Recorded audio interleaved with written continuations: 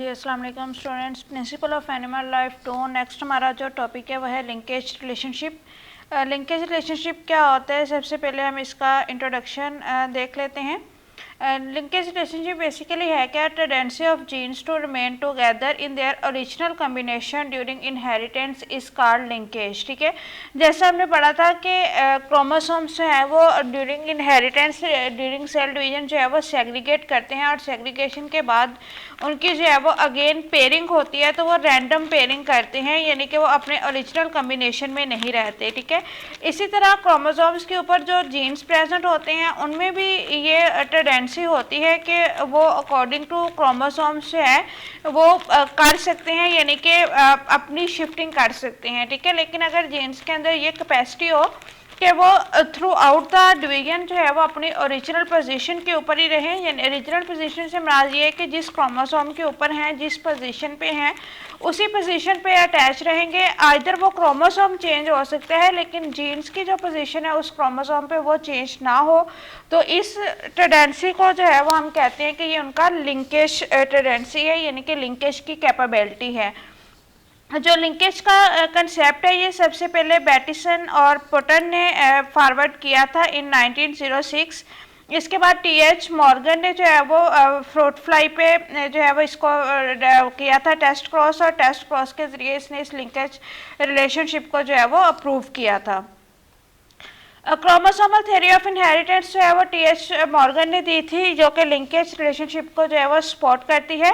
According to chromosomal theory of inheritance क्या है कि सबसे पहले it is well established that many genes are located in each chromosome in a linear fashion, यानी कि सबसे पहला इसका पास्टुलेट जो है वो ये प्रूव करता है कि जो जीन्स होते हैं वो क्रोमोसोम के ऊपर लीनियर फैशन में, यानी कि एक लाइन में, बिल्कुल सीधी लाइन में छोटे छोटे बीड्स की तरह, छोटे छोटे डॉट्स की तरह जो है वो क्रोमोसोम के ऊपर अटैच होते हैं। और जो सारे जीन्स होते हैं वो एक जीन के अंदर, मतलब जितने एक जीन के ऊपर जितने एक क्रोमोसोम के ऊपर जितने जीन्स हैं वो सारे एक ही पोल की तरफ जाएंगे, यानी कि वो क्रोमोसोम के साथ ही मूव करेंगे। जिस तरफ क्रोमोसोम जाएगा उसी तरफ को वो सारे के सारे जीन्स जो है वो उसके ऊपर ही अटैच होके उस तरफ को मूव करते हैं। ठीक है, और जो जीन्स होते हैं वो इंडिपेंडेंट सेग्रीगेशन नहीं करते, बल्कि जीन्स जो होते हैं, यानी कि अगर एक क्रोमोसोम के ऊपर A, B and C gene present है तो ये ए, बी और सी जीन्स जो हैं ये जिसके जब भी ट्रांसफ़र होंगे हमेशा तीनों इकट्ठे ट्रांसफ़र होंगे। इनके अंदर इंडिपेंडेंट सेग्रीगेशन की नहीं होगी कि जीन ए, जीन बी या जीन सी में से कोई से दो या कोई एक जो है वो नेक्स्ट ट्रांसफ़र कर जाए। जब भी ट्रांसफ़र होगा तो वो तीनों जीन्स का एक साथ होगा। ये वाली जो एबिलिटी होती है जीन्स की एक साथ ट्रांसफ़र करने की, इस एबिलिटी को हम बोलते हैं कि ये उनकी लिंकेज कैपेसिटी है। इसके बाद देखें जी टाइप ऑफ लिंकेज, यानी कि लिंकेज की टाइप कौन कौन सी होती हैं। लिंकेज को जो है वो जनरली 3 क्राइटेरिया पे हम क्लासीफाई करते हैं। एक तो उनकी क्रॉसिंग ओवर की बेस पे, देन जो जीन्स उसके अंदर इन्वॉल्व होते हैं जीन्स की बेस पे, और जो क्रोमोसोम है क्रोमोसोम्स की बेस पे। ठीक है, इन 3 बेसिस के ऊपर जो है वो लिंकेज को क्लासीफाई किया जाता है। इनको हम 1 बाय 1 देखते हैं कि ये क्लासिफिकेशन किस तरह से होती है। सबसे पहले जो लिंकेज की टाइप है वो हम डिस्कस करेंगे on the basis of crossing over. Crossing over की बेस पे जो लिंकेज है इसकी 2 टाइप्स होती हैं। कंप्लीट लिंकेज होता है या फिर इनकम्प्लीट लिंकेज होता है। जो इनकम्प्लीट लिंकेज है इसको पार्शियल लिंकेज का नेम भी दिया जाता है। अब कंप्लीट लिंकेज क्या होता है? कंप्लीट लिंकेज जो है वो ऐसा लिंकेज होता है जिसमें जो क्रोमोसोम, जो जीन्स हैं एक क्रोमोसोम के ऊपर, वो कंप्लीटली, यानी कि क्रॉसिंग ओवर के दौरान जब 2 क्रोमोसोम के आपस में क्रॉसिंग ओवर होती है वो आपस में जो है वो अपने पार्ट्स का एक्सचेंज करते हैं, जैसे कि हमने मियोसिस के दौरान देखा था। तो क्रॉसिंग ओवर के दौरान भी अगर जो जीन्स हैं वो सेम एक साथ ही जो है वो ट्रांसफ़र हो रहे हैं तो उसको हम कहते हैं कि ये कंप्लीट लिंकेज है। ठीक है, अब कंप्लीट लिंकेज में कहाँ पे शो होते हैं? ये मेनली जो है वो मेल ड्रोसोफिला के अंदर, जहाँ पे जो फीमेल होती हैं सिल्क वर्म्स की, उसके अंदर इसका प्रूफ देखा गया था। उसके अंदर ये कंप्लीट लिंकेज शो होता है। इसमें होता क्या है कि जो रिकॉम्बिनेंट टाइप्स होती हैं वो कंप्लीटली एब्सेंट होती हैं, यानी कि ओरिजिनल पेरेंट्स की तरह के जीन्स उसके अंदर आते हैं, उसमें किसी किस्म की न्यू वैरायटी, न्यू रिकॉम्बिनेशन जो है वो बिल्कुल भी नहीं होता। तो जी इनकम्प्लीट क्रॉसिंग लिंकेज या फिर पार्शियल लिंकेज, इसमें क्या होता है कि कुछ फ्रीक्वेंसी जो है वो उसकी ट्रांसफ़र हो जाती है और कुछ फ्रीक्वेंसी जो है वो ट्रांसफ़र नहीं होती। यानी कि अगर 3 या 4 जीन्स जो है वो आपस में लिंक्ड है तो हो सकता है उनमें से कोई एक जो है वो ट्रांसफ़र ना करे, बाकी 3 जो है वो ट्रांसफ़र कर लें। ये डिपेंड करता है कि कितना पार्ट जो है वो क्रॉसिंग ओवर में इन्वॉल्व हो रहा है। यानी कि क्रोमोसोम का जितना पार्ट क्रॉसिंग ओवर में इन्वॉल्व होगा उसके ऊपर जितने जीन्स होंगे वो तो ट्रांसफ़र हो जाएंगे। जो रिमेनिंग जीन है वो अगर उनके साथ लिंक भी होंगे तो वो फिर ट्रांसफ़र नहीं होंगे। इसको जो है वो इनकम्प्लीट या पार्शियल लिंकेज कहते हैं। इसका जो अप्रूव होता है वो मेस पी और ड्रोसोफिला फीमेल के अंदर जो है उसके अगर हम क्रॉसिंग ओवर देखें तो उसके अंदर इसका जो है वो प्रूव मिलता है।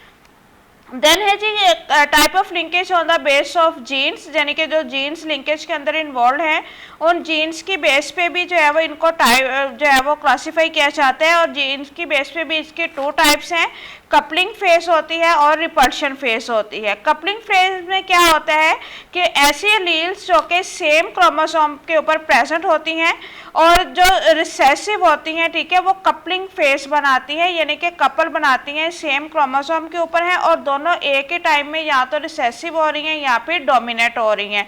इस फेस को जो है वो हम कपलिंग फेस कहते हैं, यानी कि आपस में उन्होंने पेयर किया हुआ है। और रिपल्शन फेस में क्या होता है कि जो डोमिनेट एलील होती है एक जीन की वो लिंक्ड होती है किसी दूसरी रिसेसिव एलील के साथ। कपलिंग में क्या होता है कि डोमिनेट एलील जो है वो डोमिनेट के साथ पेयर करेगी सेम जीन के, यानी कि अपने ही जीन के अपने ही क्रोमोसोम के सॉरी, और अपने रिसेसिव जो है वो रिसेसिव के साथ करेगी सेम क्रोमोसोम के ऊपर। लेकिन रिपल्शन में क्या होता है कि जो डोमिनेट एलील होती है एक जीन की वो किसी दूसरे जीन के जो है वो रिसेसिव एलील के साथ जो है वो अपने आप को लिंक कर लेती है, जिसकी वजह से वो एक रिपल्सिव फोर्स आती है, यानी कि उनमें कपलिंग नहीं होता, रिपल्शन होती है, इसलिए हम इसको रिपल्शन फेस कहते हैं। थर्ड जो टाइप आती है वो आती है जी on the basis of chromosomes, जो कि इस पूरे प्रोसीजर के दौरान लिंकेज के दौरान इन्वॉल्व होते हैं। एक क्रोमोसोम की बेस पे भी लिंकेज के 2 टाइप्स हैं, ऑटोसोमल लिंकेज है और एलोसोमल लिंकेज है। एलोसोमल लिंकेज का सेकेंड नेम सेक्स लिंकेज भी है। ऑटोसोमल लिंकेज में क्या होता है कि ऐसे जीन का लिंकेज जो कि ऑटोसोमल क्रोमोसोम्स के ऊपर है, यानी कि ऐसे क्रोमोसोम्स के ऊपर है जो कि सेक्सुअल करैक्टरिस्टिक्स में हिस्सा नहीं लेते, वो ऑटोसोमिक सोमैटिक पार्ट जो है वो बनाते हैं, body parts other than reproductive parts, उनकी करैक्टरिस्टिक्स को कंट्रोल करते हैं, तो वो ऑटोसोमल क्रोमोसोम है। और जो ऑटोसोमल क्रोमोसोम के ऊपर जीन्स होते हैं वो ऑटोसोमल जीन्स होते हैं। तो ऑटोसोमल जीन का जो लिंकेज है उसको हम ऑटोसोमल लिंकेज कहते हैं। उसके बाद एलोसोमल या सेक्स लिंकेज है, ये ऐसे जीन्स होते हैं जो कि सेक्स क्रोमोसोम पे, यानी कि रिप्रोडक्टिव जो पार्ट्स की करैक्टरिस्टिक्स को कंट्रोल करने वाले क्रोमोसोम है, जैसे कि ह्यूमन के अंदर एक्स और वाई क्रोमोसोम होते हैं, तो जो सेक्स क्रोमोसोम के ऊपर जीन्स होते हैं उनको हम एलोसोमल लिंकेज का नेम देते हैं। देन जी जो लिंकेज रिलेशनशिप है ऑर्गेनिजम्स के दरमियान उसको हम डिटरमाइन कैसे कर सकते हैं। लिंकेज रिलेशनशिप को डिटरमाइन करने का जो प्रोसीजर होता है वो होता है जी टेस्ट क्रॉस।